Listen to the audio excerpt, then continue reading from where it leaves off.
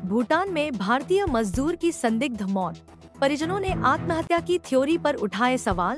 भूटान के पारो क्षेत्र में कार्यरत भारतीय मजदूर कामिनी रॉय की संदिग्ध परिस्थितियों में मौत से सनसनी फैल गई है। सोमवार रात को मृतक का शव जयगांव लाया गया, जहां परिजनों ने भूटानी अधिकारियों द्वारा आत्महत्या बताए जाने पर गंभीर सवाल खड़े किए हैं और हत्या की आशंका जताई है। कामिनी रॉय, जो मूल रूप से जलपाईगुड़ी जिले के खंजा बेरू बारी के रहने वाले थे, पिछले कुछ वर्षों से भूटान में घर निर्माण कार्य से जुड़े हुए थे। 4 महीने पहले वे एक भारतीय ठेकेदार के अधीन मिस्त्री के रूप में पारो क्षेत्र में कार्यरत हुए थे। परिजनों का कहना है कि रॉय को बीते 4 महीनों से वेतन नहीं मिला था और उन्हें घर लौटने की अनुमति भी नहीं दी जा रही थी। मृतक की रविवार रात तक अपने परिवार से बातचीत हुई थी, लेकिन सोमवार सुबह करीब 9 बजे परिजनों को सूचना मिली कि उन्होंने आत्महत्या कर ली है। सूत्रों के अनुसार जब रॉय सुबह 6 बजे तक काम पर नहीं पहुंचे, तो उनके सहकर्मी उन्हें देखने कमरे में गए, जहां उनका शव फंदे से झूलता हुआ मिला। भूटानी प्रशासन ने इसे आत्महत्या करार दिया है, लेकिन मृतक के परिजनों का दावा है कि यह एक साजिश हो सकती है। मृतक के परिवार ने स्पष्ट रूप से हत्या की आशंका जताई है और मामले की निष्पक्ष जांच की मांग की है। साथ ही उन्होंने भारतीय प्रशासन और भारतीय दूतावास से तत्काल हस्तक्षेप की मांग की है, ताकि सच्चाई सामने आ सके। इस घटना ने भारत भूटान सीमा क्षेत्र में प्रवासी मजदूरों की सुरक्षा, अधिकार और शोषण के मुद्दे को एक बार फिर उजागर कर दिया है। परिजन अब न्याय की उम्मीद में स्थानीय प्रशासन और विदेश मंत्रालय की ओर देख रहे हैं। इस दुखद घटना ने इलाके में शोक की लहर दौड़ा दी है और प्रवासी मजदूरों की हालत को लेकर कई सवाल खड़े कर दिए हैं। मिथुन राय, কোথায় থেকে আসছেন? আমরা আসি ঘুঘুডাঙ্গা সরদারপাড়া। কি ঘটনা হয়েছে? ঘটনা হচ্ছে যে আমার দাদা ভুটানে কাজ করে, অনেক দিন থেকে যাওয়া আসা ভুটানে। তো ইদানিং 2 মাস থেকে ভুটানে কাজ করতে গেছে। তো শোনা কথা যে দাদা আজকে বাড়ি আসবে।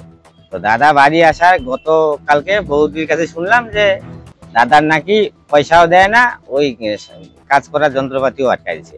যখন কাজ করছে ওইদিকে পয়সা দিয়ে নাই, পয়সা দেয়নি, তো আটকাই দিছে। এবারে ভুটান যাওয়ার তো পাস লাগে, সেটা বলে দাদার কাছে ছিল না। তো আজকে সকালবেলা বাড়ি আসার সময় মানে সকালবেলা ছিল হ্যাঁ যে বাড়ি আসবে। তো আজকে সকালবেলা ফোন আসলো যে 9টার সময় ডিউটি যায়, আজকে বলে 6টার সময় ডিউটি গেছে সবাই। এর আগে উনি ভুটান যায়? হ্যাঁ, এর আগেও 4-5 বার ভুটান গিয়ে আসে। তো ভুটানে বড় মিস্ত্রি, ভালো মিস্ত্রি।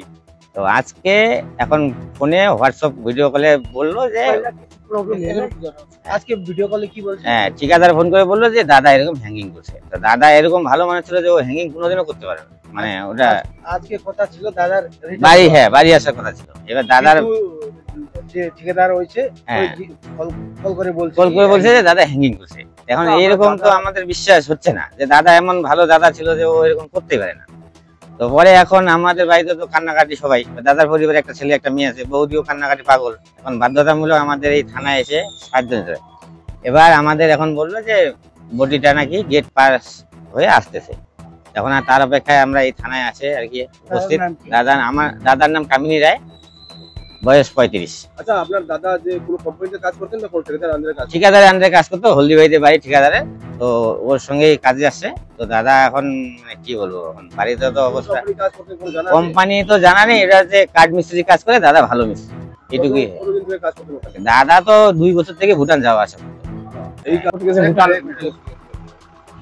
কাঠ মিস্ত্রি কাজ করতে গেছে ভুটানে। কি ঘটনা হয়েছে? ঘটনা হয়েছে কাঠ মিস্ত্রি কাজ করতে গেছে ভুটানে।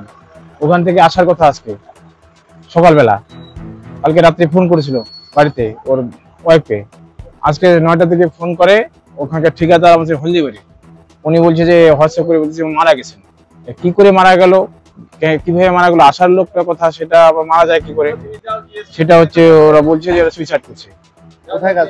ওরা ভুটান পারুতে কাঠ মিস্ত্রি। কামিনী রায়। কতদিন থেকে কোথায় কাজ করছে? কাজ তো অনেকদিন থেকে করে, যায় আসে।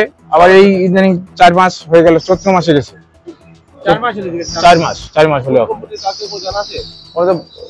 ওটা তো বলতে ঠিকাদার বলতে পারবে, ঠিকাদার হলদিবাড়ি। হ্যাঁ, আমরা তো খবর পেলাম যে উনি মারা গেছে আমাদেরকে খবর দিল 9টা নাগাদ টাইমে। আমার নাম যোগেশ চন্দ্র রায়। আমার ভাই দাদা।